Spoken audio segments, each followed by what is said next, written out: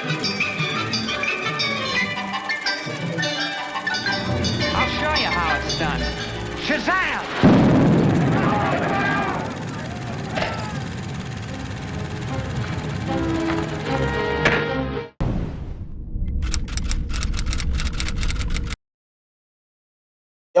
Yo, guys, what is going on? Welcome back to Underdeveloped.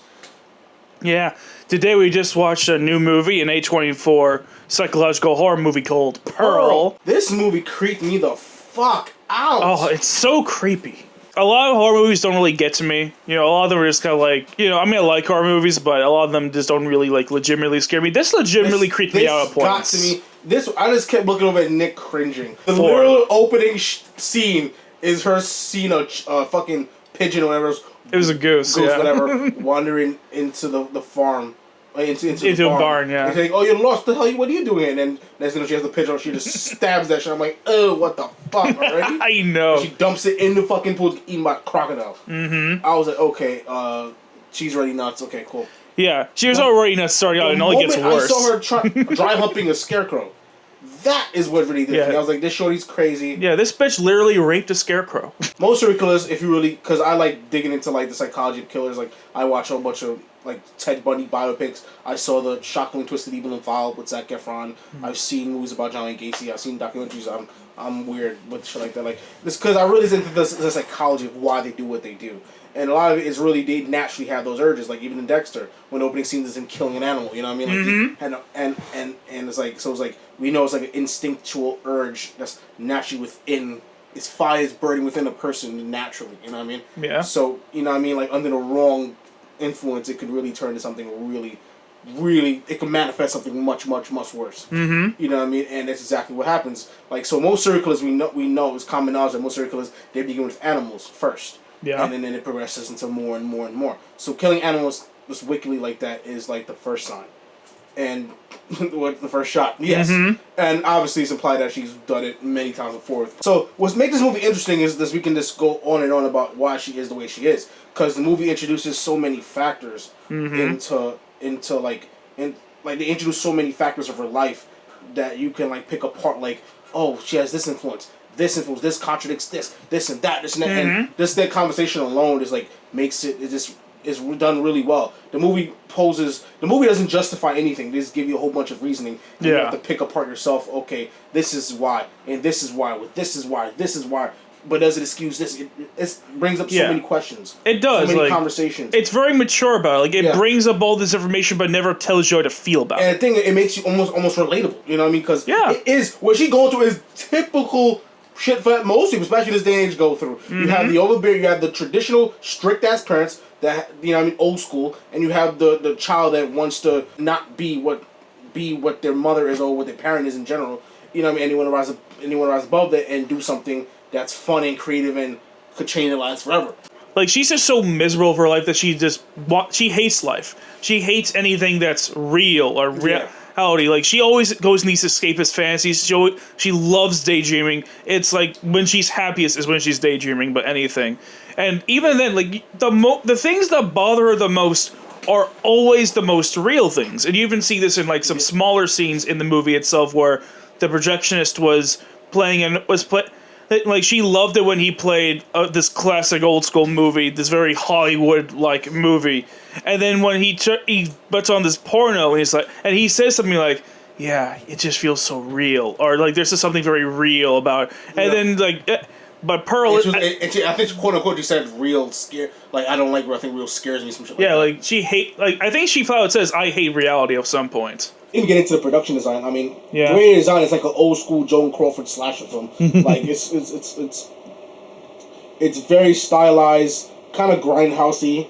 Hello. You know what I mean? In terms of how saturated the colors are. Saturation for sure. Saturation definitely puts you there. And the color palette is very. It's almost like you're walking into a Dr. Seuss movie or some shit. It's like there's literally one scene with the projectionist and Pearl when they first meet, and like it's like a little alleyway. The alleyway is so colorful. Like you really see a pink fucking pipeline. I'm like a pink pipeline. I'm like that really goes into her fantasy like that. So like the attention to detail is very good. And it's overall, it's the color and the production design and like the set design is just amazing. It's actually gorgeous. It's so colorful and vibrant. it's just pleasing on the eyes. It is like this is a really nice The looking music on movie. set is And don't even get us started on the fucking sound design. Especially how they implement the score. the score was is crazy. great. Like the score is like, especially at the end when she's smiling, like it's like this la la la fantasy music, fairy tale kind of thing, and then it slowly dissolves into like this daunting, eerie, fucking ear sharpening, ear screeching kind of like just lingering tune. It's like that's just so ominous, and it's like, oh, it's creepy. Yeah. With her smile, makes with her smile, it's like, get me the fuck out of here. Like, her mother's very almost tyrannical. Like She's like, very cold. She's very cold. Cold and commanding. Yeah, cold and commanding. Terrible combos. But the thing about it, and what they do, they don't like favor one side. They kind of explain all sides. Because truth of the matter is, it all culminates into a big argument. Yeah. That kind of builds to Pearl's first technical murder. You know what I mean? Because the mother had it up to here. First of all, the mother knows the kind of weird things she gets up to. You know what I'm saying? But first thing off, she never really addressed it. She kind of swept that under the rug. And on top of that, in addition, Pearl is a sociopath. She's very self-absorbed. You know what I'm saying? And the movie doesn't shy away from that. They don't justify either side. Yeah, she's crazy narcissistic. They show it for what it is. She's narcissistic as shit. But when you grow up in an isolated environment with people that you don't like, and you have all these escapist fantasies about, we all have that. I've had that. You know what I mean? About a better life. You know what I mean? You know, and that dose of reality almost damages her world, her dome. You know, it really does. It cracks her wall, and she can't handle that crack. You know what I'm saying? So like, and that allows her to be a narcissist because she doesn't understand that you're not the only one that's suffering. Not the mother. You think the mother likes? She said it quote for quote, which was a really beautifully done scene. She was just a great performance by the mother, by the way. It's a great monologue. I mean, her main point is that you think you're the only one that's going through. You think I had dreams of taking I wanted a husband. You think I wanted to be his caretaker. You know what I'm saying? But her whole thing is that reality is reality. You know what I'm saying? Like you have to make best with what you have. It's not about just then things you wish you had. You know what I mean? So it's like, oh, you think you're just gonna just kind of big star and just leave me? You know what I'm saying? And just leave everything, leave his responsibilities. And truth of the matter is, bro, has honestly every kid can relate to that. Like she's nothing really wrong with what she wants. She does not want to be like miserable like you. She wants to live the good life. She wants to aspire to something great. She doesn't want necessarily even be a star. She just wants a life, really. The one thing you did touch upon, which I think is one of the movie's greatest strengths, is the acting. Like, as you said, the mother was absolutely fantastic. And the lead, too, like, Mia Goth, she really fucking killed went on, almost a 10-minute monologue. It felt like it. With a single take. And if it was a single take, they did a really good job of piecing it together. Yeah, if it wasn't single take, you fool the fuck out of me. You fucking... You know what I mean? Like, yo, she knocked out the part. And at the very end credits... and then they did another one. The end credits, when she smile. When she had to smile, keep a fucking smile for like good 4 or 5 minutes straight. And I'm like, dude, you could see the pain in her face. Like, like holy her shit. cheeks are killing her. And her eyes are watering. I'm like... And they're red, too. Red. Like, I was like, yo, she's going for it. She's struggling. She's really into this fucking role. Like, she is going all out. She deserves an Oscar, at least an Oscar nomination.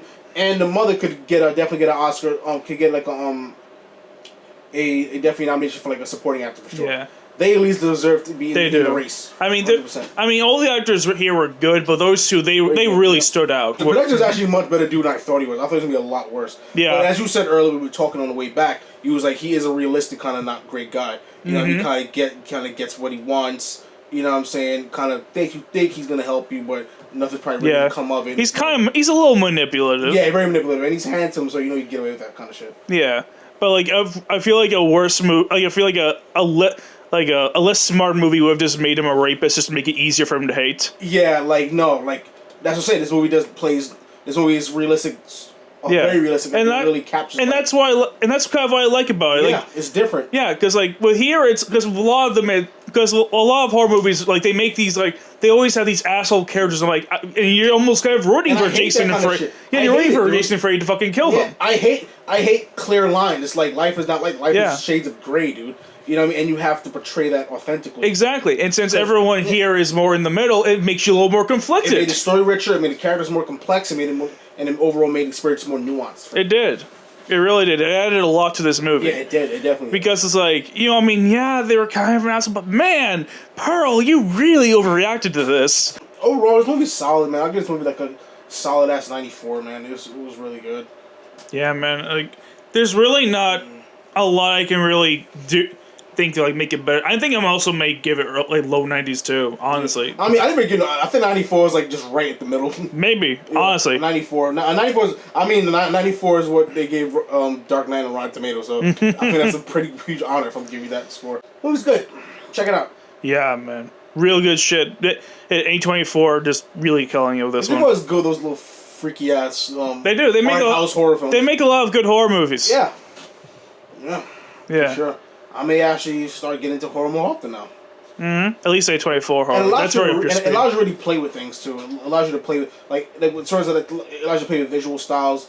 It allows you to play with narratives, structures. It allows you to as an actor, there's so much to do with that. So many things you can explore. So many different emotions. So much things you can do with that. It opens the door. Yeah. And that's for a filmmaker. That's like walking into a candy store. Creativity. Yeah. Thank you, guys. Yeah. Make sure to hit that like, subscribe button. We'll see you next time, folks, with more reviews and reactions and stuff. Peace. Hello? Yo. Oh, you fuck off. No, you fuck off. You fuck farther off. You fuck the farthest off. How's your grandma? She misses you. Yeah, 'cause she's awesome.